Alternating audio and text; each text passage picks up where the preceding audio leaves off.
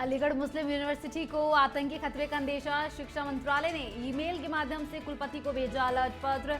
University ने उठाए सुरक्षा के सभी आवश्यक कदम। स्वच्छ सर्वेक्षण में यूपी को देश में तीसरा स्थान। सीएम योगी ने नगर निगम के सफाई मित्रों को किया सम्मानित। 10 नए डोर टू डोर कूड़ा वाहनों को दिखाई हरी झंडी।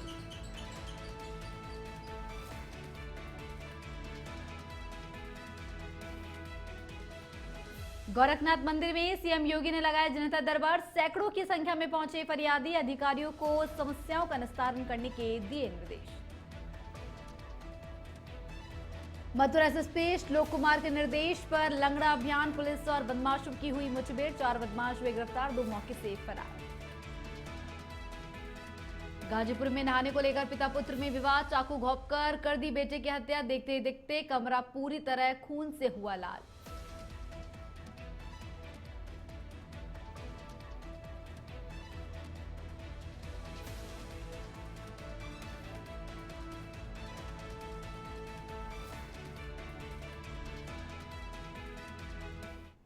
वंदे भारतम नेशन 27 देख रहे हैं आप। मैं हूं आपके साथ ऋतुश्री बथरिया। खबरों की शुरुआत करते हैं। मुख्यमंत्री योगी आदित्यनाथ का गोरखपुर दौरा। सर्किट हाउस के एनेक्सी भवन में की समीक्षा बैठक, जहां मंडल के जनप्रतिनिधियों संघ की समीक्षा बैठक। मंत्री सूर्य प्रताप शाही, सांसद रवि किशन रहे मौजूद। पीडब्ल्यूडी सहित विभिन्न विभागों के अधिकारी भी रहे मौजूद। और बता दें कि सीएम योगी आदित्यनाथ गोरखपुर प्रवास पर रहे। इस दौरान सीएम योगी ने वहां पर विभिन्न विभागों के अधिकारियों के संग बैठक की।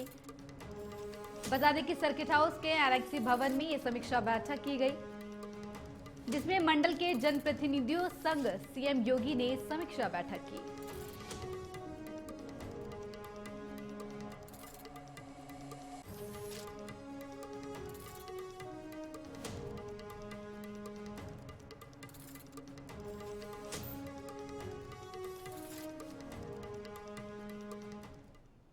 अलीगढ़ मुस्लिम यूनिवर्सिटी को आतंकी खतरे का अंदेशा होने के बाद कैंपस में सुरक्षा व्यवस्था को और सख्त कर दिया गया है।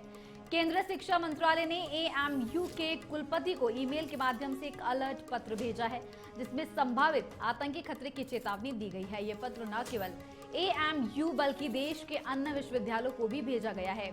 एएमयू के प्रोटेक्टर प्रोफेसर मोहम्मद वसीम अली ने इस पत्र की पुष्टि करते हुए बताया कि विश्वविद्यालय ने सुरक्षा के सभी आवश्यक कदम उठाए हैं। उन्होंने कहा कि हमने प्रवेश द्वारों पर जांच प्रक्रिया को और सख्त कर दिया है। उपलब्ध संसाधनों के दायरे में सभी संभव सुरक्षा उपाय जल्द ही लागू किए जाएंगे। अब कैंपस में प्रवेश के लिए पहचान पत्र दिखाना अनिवार्य कर दिया गया है। विश्वविद्यालय प्रशासन ने जिलाधिकारियों के साथ मिलकर सुरक्षा व्यवस्था की समीक्षा करने की योजना भी बनाई है। छात्रों और कर्मचारियों से अपील की गई है कि वे किसी भी संदिग्ध गतिविधियों की तुरंत सूचना दें। यह घटना देश के शैक्षणिक संस्थानों में बढ़ती सुरक्षा चिंताओं को दर्शाती है और प्रशासन इस मामले में कोई जोखिम नहीं लेना चाहता।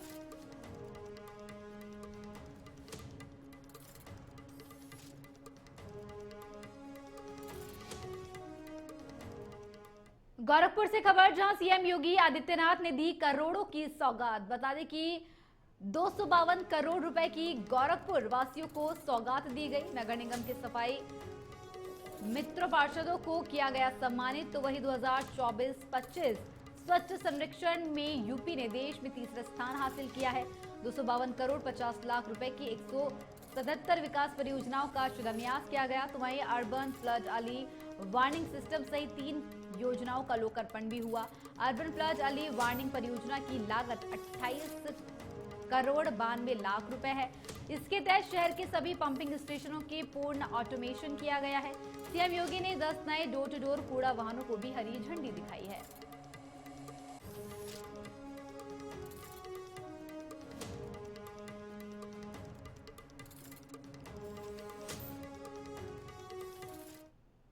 और बड़ी खबर बता रहे, जहां मुख्यमंत्री योगी आदित्यनाथ के दौरे का दूसरा दिन रहा। गोरखनाथ मंदिर में सीएम योगी ने लगाया जनता दरबार। सैकड़ों की संख्या में फरियादी पहुंचे जनता दरबार में। सीएम योगी ने फरियादियों के पास जाकर लिया प्रार्थना पत्र, जहां अधिकारियों को समस्याओं का निस्तारण करने के भी निर्देश दिए गए। भूमि विवाद, पारिवारिक मामले सहित अन्य मामले सामने आए हैं।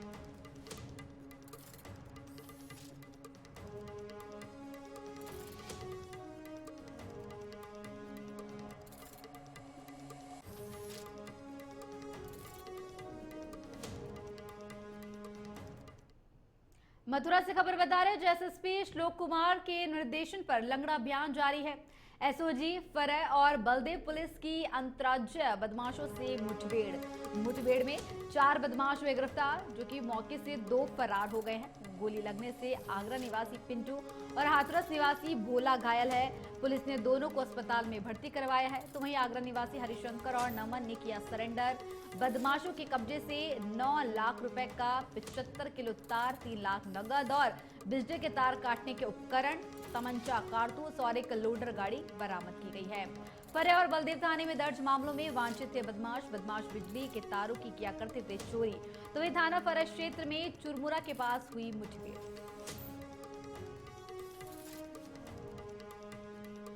मुखबिर के माध्यम से एक सूचना प्राप्त हुई कि कुछ दिनों पहले थाना फरह एवं थाना बलदेव में बिजली के तार चोरी करने वाले अभियुक्त आज चुरमुरा पुल के पास चोरी किए हुए माल को लेने के लिए एकत्रित हुए हैं।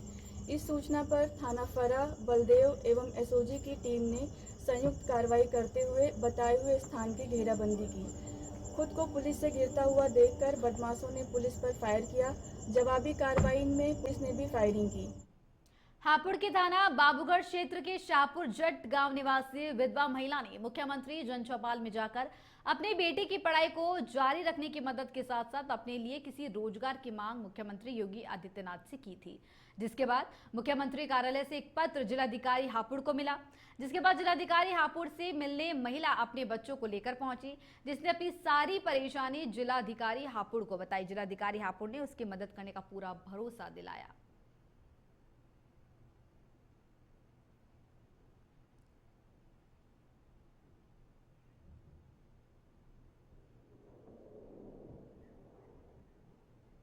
देखिए, बबीता नाम की महिला हैं, कुचेसर चौक स्थित शाहपुर जट गाँव की रहने वाली हैं। वो माननीय मुख्यमंत्री के जन चौपाल में पहुंची थी और उनका ये कहना था कि आर्थिक स्थिति ठीक ना होने के कारण उनका एक पुत्र जो कि कक्षा 2 में पढ़ता है, उसकी पढ़ाई को आगे जारी रखने में बाधा हो रही है। इस शिकायत को गंभीरता से लेते हुए माननीय मुख्यमंत्री कार्यालय से स्पष्ट निर्देश थे कि बच्चे की पढ़ाई निर्बाध जारी रखी जाए। इसी क्रम में आज बबीता जी अपने पुत्र के साथ कार्यालय आई थी और बच्चे की पढ़ाई सतत जारी रहे, ये सुनिश्चित करने के लिए बच्चे की क्लास 10वीं तक की फीस हम एडवांस में स्कूल को पे कर रहे हैं। मैंने यही बताया था कि बच्चे की पढ़ाई के लिए, अपने रोजगार के लिए, कि मुझे कोई रोजगार मिलना चाहिए। मेरी मेहनत से मेरा बच्चे का पालन पोषण अच्छी प्रकार से होना चाहिए। कई बार मेरा मन आत्महत्या करने को भी मन कर रहा था कि मैं बहुत ज़्यादा परेशान हूँ इस बच्चे की तरफ से। मैं ये यूपी के हापुड़ स्थित पुलखुवा कोतवाली क्षेत्र में माता मोहल्ले में गुरुवार दोपहर हादसे में 1.5 साल की मासूम काव्या की प्लास्टर गिरने से मौत हो गई, जबकि उसकी मां रेखा गंभीर रूप से घायल हो गई। हादसे के वक्त दोनों सो रही थी।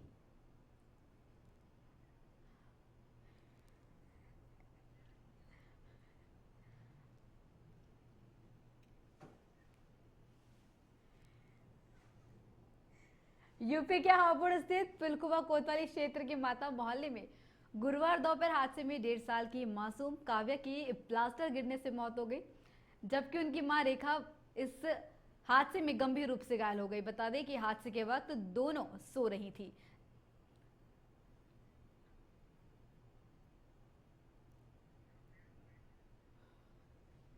हमारी भाभी और हमारी भतीजी सो रही थी, ऊपर से लेंटर छूटकर उनके ऊपर गिर गया और जो हमारी भतीजी है उसे ख़त्म हो चुकी है।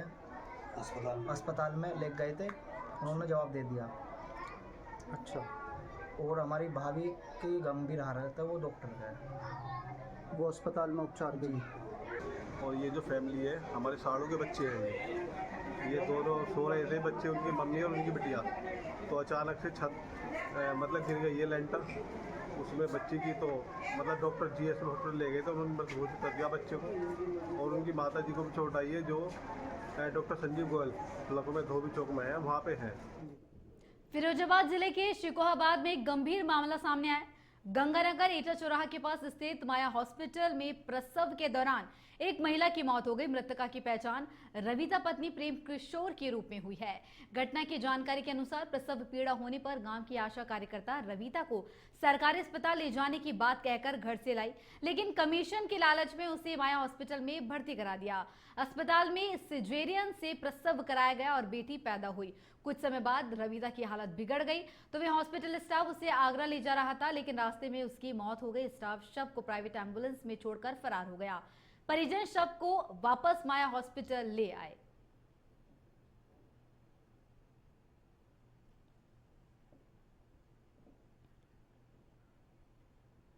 एटा से खबर, दो पक्षों के बीच जमकर हुई मारपीट। दोनों पक्ष से आधा दर्जन लोग हुए घायल। पुरानी रंजिश में पहले भी मारपीट हुई थी। थाना कोतवाली देहात के अमर गोजिया का पूरा मामला है।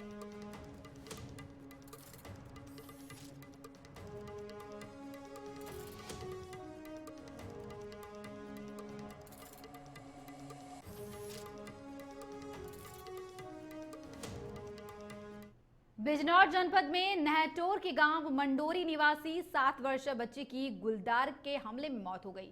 उसका शत विशत शव गांव से करीब 1.5 किलोमीटर दूर ईख के खेत में मिला। शव की हालत देखकर ग्रामीण और परिजन सदमे में है। बच्ची का सिर, धड़ और दोनों हाथ शरीर से अलग मिले और गर्दन के पास का मांस गायब था, जिससे वन विभाग ने गुलदार के शिकार किए जाने की पुष्टि की। ग्रामीणों का कहना है कि इलाके में पहले भी गुलदार की मौजूदगी देखी जा चुकी है, लेकिन वन विभाग ने कोई स्थायी उपाय नहीं किया। बता दें कि घटना के बाद लोगों ने वन विभाग की लापरवाही पर जमकर आक्रोश जताया।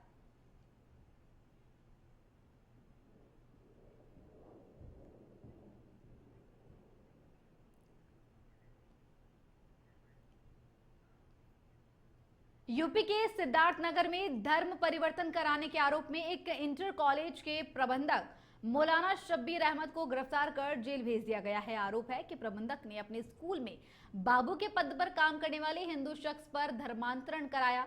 आरोप है कि वह छांगुड़ से जुड़ा हुआ था। मामला सिद्धार्थनगर के इटवा तहसील स्थित अल्फारूक इंटर कॉलेज का है। इस कॉलेज में बाबू के पद पर काम करने वाले अखंड प्रताप सिंह ने आरोप लगाया है कि कॉलेज के प्रबंधक मौलाना शब्बीर अहमद ने उसे सादे एफिडेविट पर दस्तखत के लिए और कुछ दिन बाद ही वो उस पर मुसलमान बनने का दबाव बनाने लगा।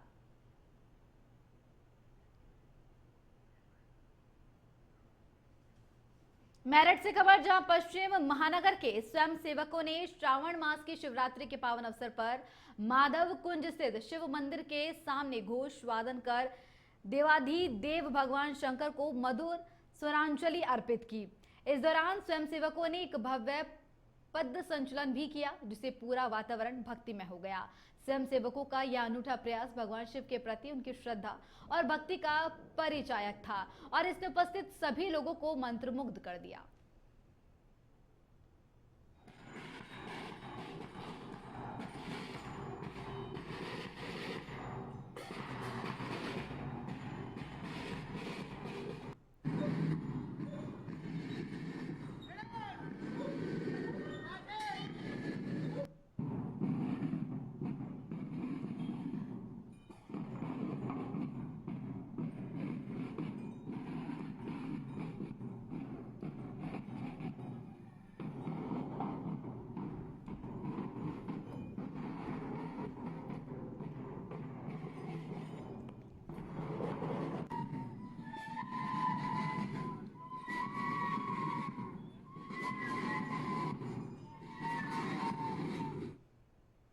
कुशीनगर से खबर बता रहे हैं, जहां तेज रफ्तार ट्रक ने साइकिल सवार को कुचला। मौके पर दर्दनाक मौत हो गई।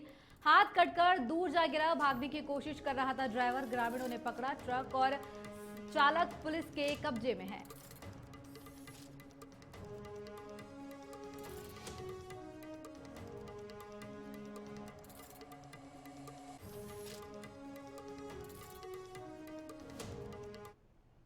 कानपुर के सरसिया घाट स्थित नवीन सभागार में आज जिलाधिकारी जितेंद्र प्रताप सिंह ने देवालय पुस्तक का विमोचन किया।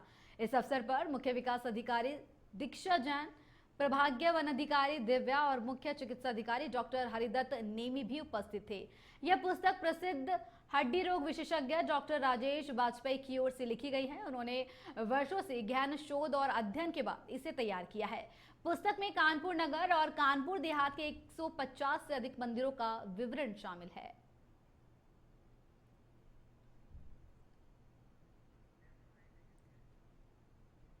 कि जब आप मंदिरों में जाइए तो किसी भी पुजारी से आप बात करिए, उसका सीधा वक्तव्य यही होता है कि ये वो मंदिर है जिसके सीता जी ने स्थापना की थी, 5000 साल पुराना है, 4000 साल पुराना है।